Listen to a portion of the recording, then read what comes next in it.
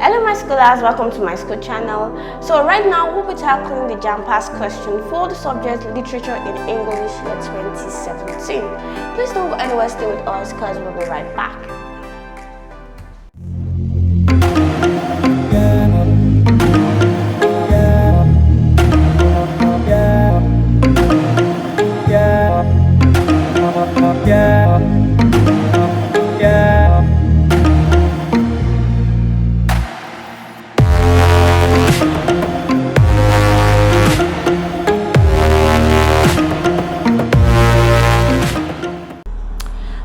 My school channel. So we'll be tackling question 23 down to question 42. Now let's begin with question 23. Carrying a heavy bundle of tightly wrapped beads and pieces of junk drooping over his face. The exact above exemplifies dash. Option A, irony. Option B, synecdoche. Option C, symbolism. Option D, euphemism. The answer to this question is symbolism. What does symbolism mean? It means the use of words, expression, or a person or a location, a mark, to represent an idea. Now let's take a look at the example provided. Carrying a heavy bundle of tightly wrapped beads and pieces of junk. So somebody is carrying a bundle of tightly wrapped beads and pieces of junk drooping over his face. Now what does the word droop mean? It means to hang downward. Now when you look at the connotative meaning of droop, it means to give up hope, giving up hope, or losing heart, or losing hope. Now this is definitely not a positive expression, it's a negative expression. So we can conclude that what this person is carrying, that is a heavy bundle of tightly wrapped beads and pieces of junks, are all negative. So it implies pain, anguish, suffering, and all of that. So this is representing all of these things. So option C is the correct answer to this question. However, when you look at irony, irony is saying the opposite of what you mean. Synecdoche is using a part to represent a whole. And option D, euphemism, is giving mild expression or a mild statement or calm statement to describe an unpleasant situation. So option C is the correct answer to this question. Question 24. Goodness lead in not, yet weariness may toss into my breast. The literary device in the excerpt above from Albert the Pulley is option A, metonymy, option B, personification, option C, oxymoron, and option D, irony. The answer to this question is personification. Now what does this mean? Personification means giving the attributes of a human being to an object or to an abstract idea. Now let's take a look at the excerpt provided. Goodness lead him not. Goodness is an abstract idea, and it is really not possible in a way for goodness to lead someone. You imagine a human being leading someone. Okay, so when we talk about weariness, weariness is also an abstract idea, and weariness cannot toss. Okay, we imagine a human being tossing something to someone, but for weariness to toss, it's actually giving the attributes of a human being to an abstract idea. Okay, so option B is the correct answer to this question. However, when we say metonymy, metonymy is referring to something by something closely associated to that thing. Oxymoron is placing side by side two opposite words or contradicting words, and the irony is saying the opposite of what you truly mean. So option B is the correct answer to this question. Question 25. Fathers, from hence trust not your daughter's mind by what you see them act. Is there not charms by which the property of youth and maidhood may be abused? The speaker in the excerpt above addresses dash. Option A, Othello. Option B, Iago. Option C, Brabantio. Option D, Rodrigo. The answer to this question is option D, Rodrigo. Now this statement was made by Brabantio. Okay, he had that his daughter eloped with Othello, and during this scene we see characters like Iago, Brabantio, and Rodrigo engaging themselves in a dialogue about the elope of Desdemona and Othello. But then, while Brabantio made this statement, Iago was not in the scene then, he had left. Okay, so this statement or this situation happened in page 6, act 1, scene 1. And so Rodrigo was the only character with Brabantio and some of his servants, Brabantio's servants. So he made this statement, and it means fathers, do not trust your daughter by how they act, when they act all obedient and all innocent. Are there magic that can deceive virgins? So this is what he was simply saying in this statement, and he was actually addressing Rodrigo. Okay, so option D is the correct answer to this question. Question 26. This question is based on Frank Ogodo's Ogbeche's Harvest of Corruption. The two dominant themes of the plays are option A, honesty and decency, option B, immorality and greed, option C, poverty and education, option D, weeding and planting. Now, if you've read this text, you can conclude or justify that option B is the correct answer to this question, immorality and greed. And we see the writer using characters such as Chief Adiamaka, Ochole, Madam Hoa, Alo, and several other characters to portray the theme of immorality and greed. Okay, so the answer to this question is option B, immorality and greed. Question 27. At the peak of the Trumpeter's performance, his cheeks were as if they were balloons and his eyes spoke many words. The literary device in the extract above are dash. Option A, metaphor and paradox. Option B, simile and metaphor. Option C, simile and personification. Option D, paradox and simile. Now, the answer to this question is simile and personification. Now, do not forget that simile is a comparison between two things using the words such as and like to compare. And personification is giving the attributes of a human being to an object or an abstract idea. Now, let's take a look at this statement. At the peak of the Trumpeter's performance, his cheeks were as if. Okay, so as if they were balloons. So we can see a comparison here between cheeks and balloons, and his eyes spoke many words. Now, his eyes speaking many words, we know that humans only speak. So his eyes speaking is giving attributes to something else. The attribute of a human being to something. Okay, so option C is the correct answer to this question. But then when we look at paradox, paradox is self-contradictory statement that is considered to contain truth. Okay, it's considered true. When we talk about metaphor, metaphor is a comparison between two things without the use of like and as. So it's a direct comparison without using as or like. So the answer to this question is option C, simile and personification. Question 28. This question is based on Frank Ogodo's Ogbeche's Harvest of Corruption. The play portrays the judiciary as option A, unserious and lenient, option B, consistent and just, option C, corrupt and weak, option D, patronizing and self-righteous. Now, the answer to this question is option C, corrupt and weak. So an example I'll be giving to portray my answer, or to buttress my answer from the text, is the character of Justice Odili. Now, we see him consistently collecting bribe from Chief Adiamaka to influence the court's decision, and he uses this to favor Chief Adiamaka. Okay, so option C is the correct answer to this question. Question 29. A prose work which centers on moral growth and character formation of an individual is called option A, psychological novel, option B, picaresque, option C, autobiography, option D, satirical novel. Now, the answer to this question is psychological novel. Psychological novel focuses on the mental and emotional lives of a character, and then it explores the level of mental growth.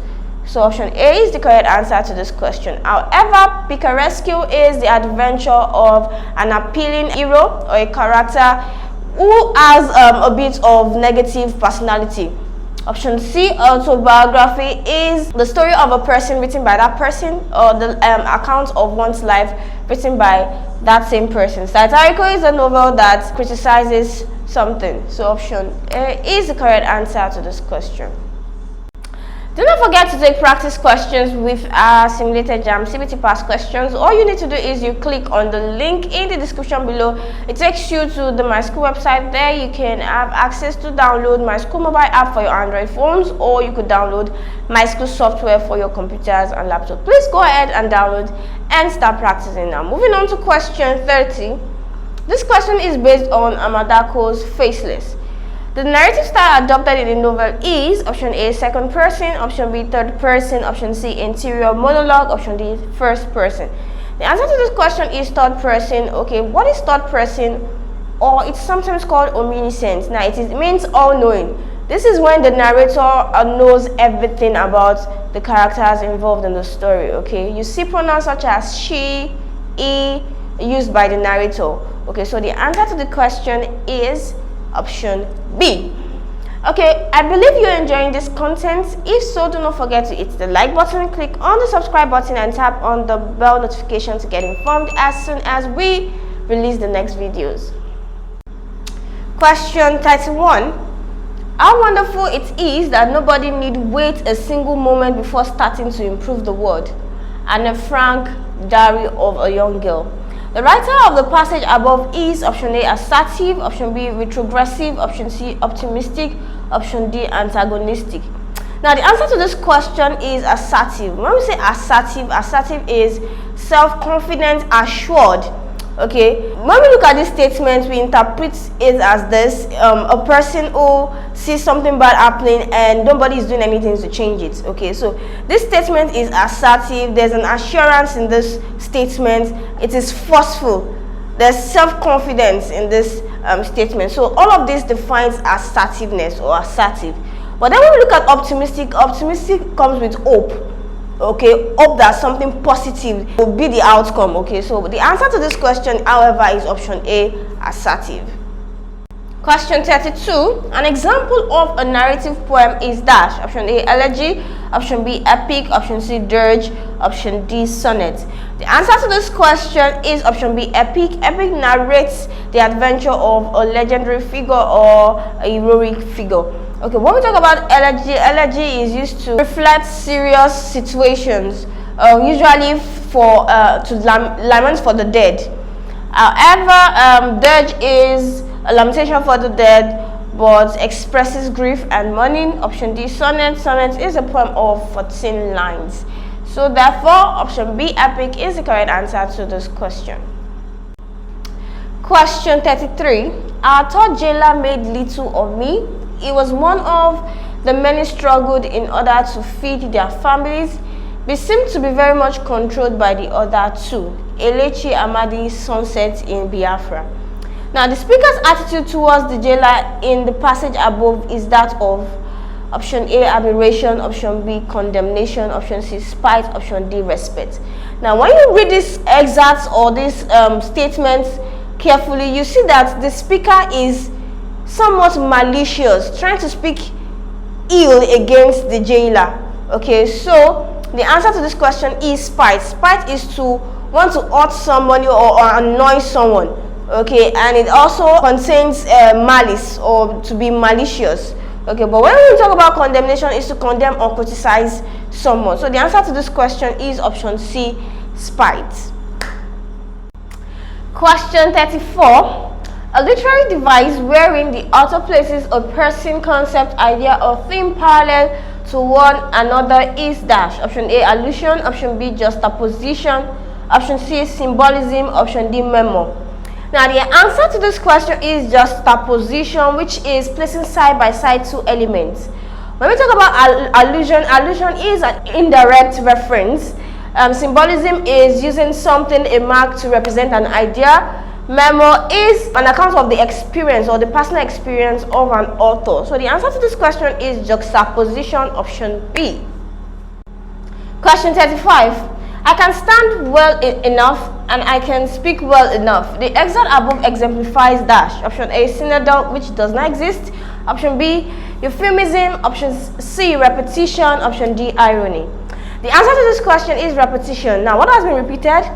Well enough, well enough. So the answer to this question is option C, repetition. This question is based on Amadako's Faceless. The street phenomenon in the novel is a universal theme because option A, it only occurs in Ghana. Option B, it could be found only in Africa. Option C, it is common to almost all nations of the world.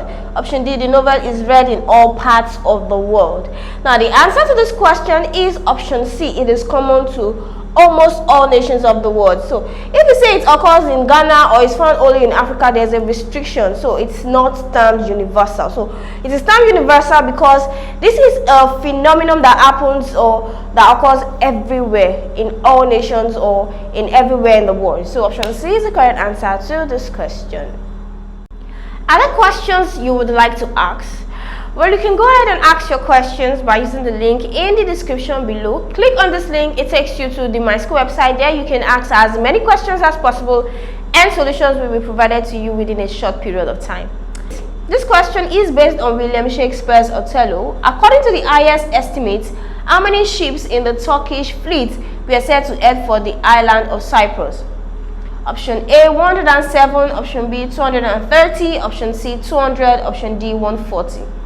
Now the answer to this question is option B, 230. Now why is this so? You can actually find this in the text, page 11, Act 1, Scene 3.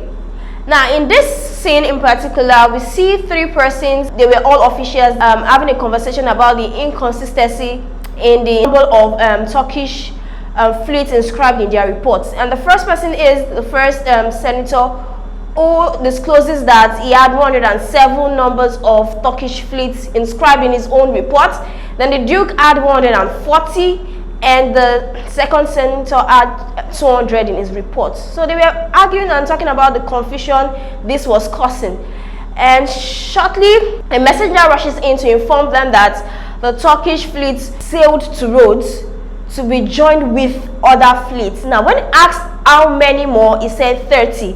So we can say 200 is the highest amongst the official. We had 107, 140 and 200. So 200 is the highest. 200 plus 30, that is 230. 107 plus 30, that is 137. 140 plus 30, that is 170. So we will conclude that 230 being the highest number is the highest estimate or the highest number of Turkish fleets heading to Cyprus. Okay, so the answer to this question is option B, 230.